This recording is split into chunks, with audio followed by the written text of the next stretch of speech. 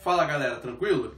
Então pessoal, estamos aí novamente para novidades no canal, uma nova fase. A gente gostaria de agradecer o apoio da galera aí que vem mandando mensagens de incentivo para a gente continuar. É isso aí. A gente tem muito a agradecer a vocês, pois são as suas palavras de incentivo que nos fazem gravar mais vídeos e trazer mais conteúdo para vocês. Muito obrigado. Obrigado pessoal, galera aí da instrumentação que está assistindo aí o vídeo aí. Obrigado aí pelo apoio, valeu? Tamo junto. Então, o tema de hoje vai ser vazão. É isso aí. Bom, a vazão é uma das variáveis mais utilizadas na indústria, pois tanto para medir quanto para quantificar, ela é bem útil, pois você consegue não só controlar o processo, né, mas também quantificar valores em dinheiro. Talvez se você quiser vender um produto para um cliente, ou também para tirar amostragem de quantidade produzida ou vendida. Ou seja, então a gente tem inúmeras formas de utilização da medição de vazão. E nesses vídeos que nós vamos fazer, nós vamos trazer um pouco sobre alguns princípios de funcionamento e medição de vazão. Isso. Nós vamos começar falando medição de vazão por pressão diferencial. Se você não conferiu o vídeo, clica aqui em cima do Lucas, a gente vai colocar o vídeo sobre medição de pressão. Então, para você entender vazão por pressão diferencial, é legal você ter a base do vídeo de medição de pressão. Beleza. Tendo essa base de pressão diferencial, nosso foco aqui é falar um pouco sobre o que gera essa pressão diferencial, né?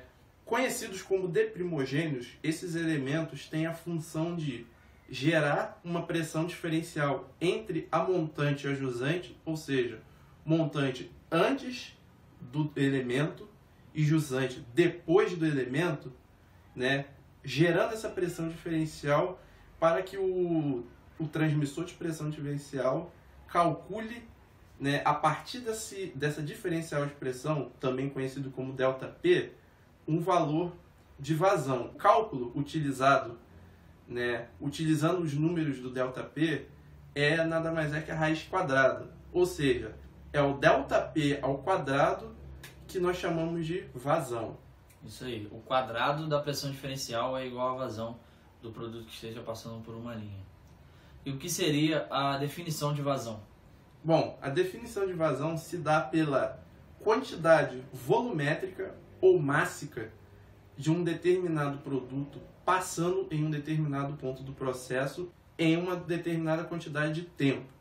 Ou seja, em um ponto específico do processo, você vai medir a quantidade de produto que passou por ali em uma quantidade de tempo. Isso aí. Até a variável de medida você vai utilizar duas variáveis. Quando for vazão volumétrica, você vai utilizar grandeza de volume e grandeza de tempo. E quando for vazão mássica, grandeza de massa e grandeza de tempo. Vazão volumétrica, metro cúbico por hora, decímetro cúbico por hora. Vazão mássica, quilo-hora, gramas por hora, ok? Ou seja, basicamente, vazão seria a quantidade de um determinado produto que vai passar por uma determinada tubulação de um ponto a outro. Continuando a falar sobre os elementos deprimogênios, né, que são aqueles que geram a pressão diferencial, vamos dar aqui um exemplo bem simples que todo mundo já deve ter feito. Imagina você que vai regar o seu jardim e vai utilizar uma mangueira, né? O que normalmente muitas pessoas fazem para aumentar a velocidade do fluido? Você vai botar o dedo na ponta no local onde sai a água. Você tem a vazão vai continuar a mesma na mangueira, mas quando você coloca o seu dedo ali, a velocidade da saída vai aumentar. Porque você vai restringir a passagem do líquido, ou seja, você vai aumentar a velocidade porque a mesma vazão de produto está chegando ali, de água no caso, né? Só que como você está restringindo a passagem da água, ela vai aumentar a pressão em relação ao meio externo. Exatamente. E você causa uma pequena pressão a mais atrás do seu dedo, Imagina que isso seria a montante do processo, ou seja, antes desse elemento. E após o processo, mesmo que você tenha uma velocidade maior, você vai ter uma pressão menor.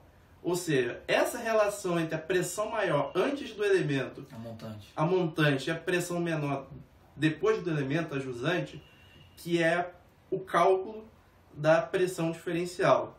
A partir daí nós vamos falar, né, especificamente de dois elementos que causam essa restrição, esse aumento da velocidade, esse diferencial de pressão, que são as placas de orifício e o tubo Venturi. Isso aí.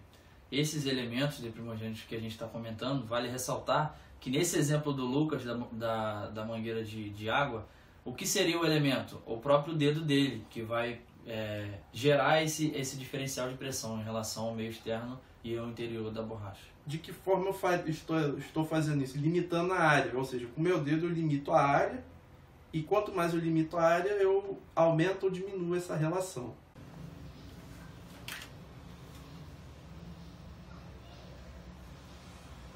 Como é que começou? Eu comecei. Ó.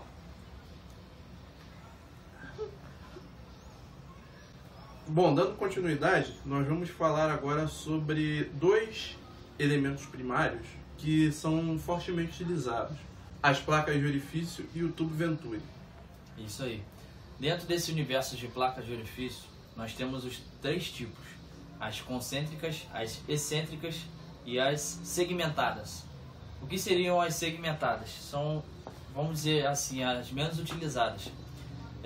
Detalhe construtivo dela é um segmento de círculo na parte inferior da placa, e elas são mais utilizadas em líquidos laminares, ou seja, líquidos que são totalmente uniformes e não tenham nenhuma deformação, ou em líquidos que tenham altos índices de sólidos de suspensão.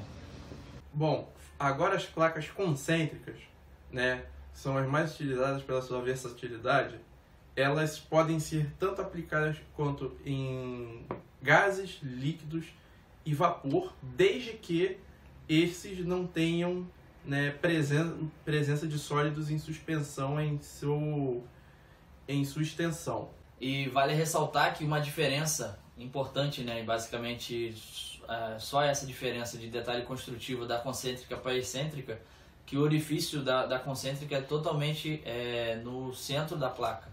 Já a concêntrica, ela fica localizada um pouco mais abaixo, ela fica localizada num ponto inferior da placa, parecido com a da segmentada.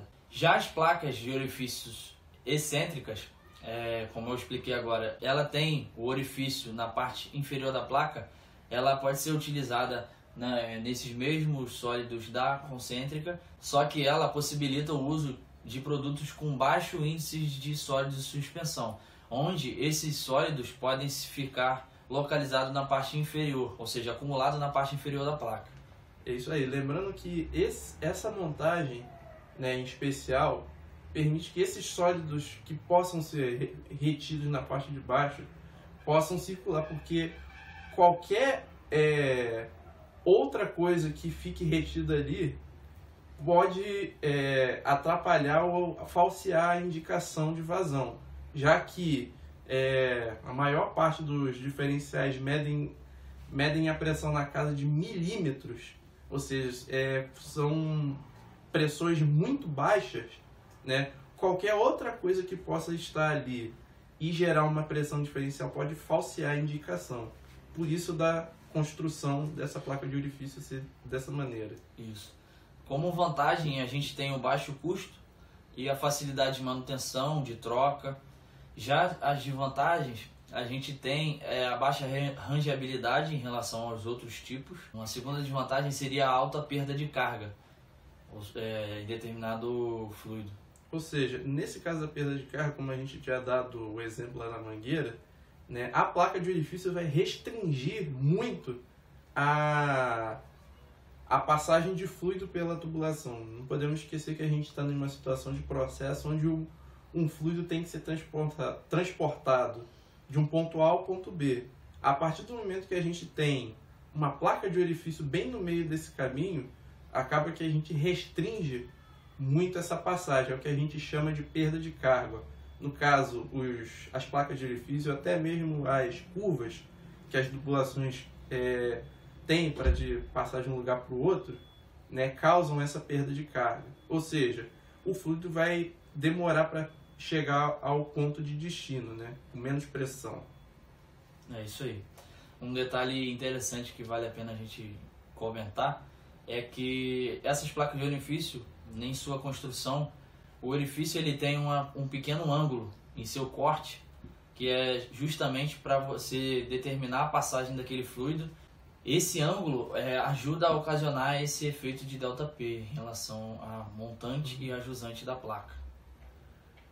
Beleza. As placas de orifício, agora falando um pouquinho da sua montagem, elas tanto podem ser montadas entre dois flanges de tubulação ou no que chamamos de porta-placa, que são dispositivos feitos justamente para facilitar a remoção da placa e a sua montagem.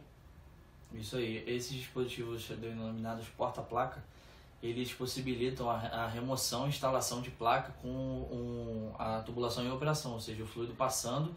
Ele tem um detalhe construtivo que você pode isolar a placa do processo e retirá-la sem que tenha a parada da passagem daquele fluido. Então, continuando falando sobre os elementos deprimogêneos, agora nós vamos falar sobre o tubo Venturi.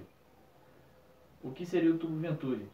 Seria um elemento instalado na tubulação, onde o mesmo ele vai restringir a passagem do fluido, depois vai retornar ao diâmetro nominal. Com isso ele causa o efeito de ΔP, ou seja, de pressão diferencial. Ou seja, nesse caso, pela construção interna dele, ele começa de um tamanho e vai restringindo gradativamente como se fosse um funil. Nesse meio, assim que ele passa por essa seção momentaneamente, ele retorna ao seu tamanho original, o que causa também uma aceleração no fluido que passa por ali.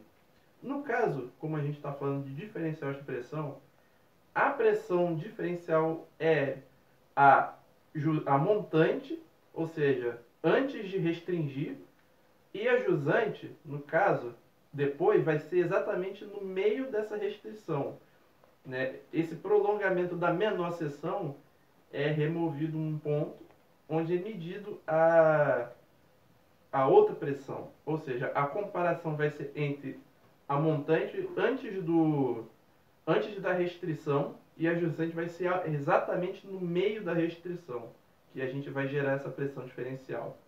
É isso aí.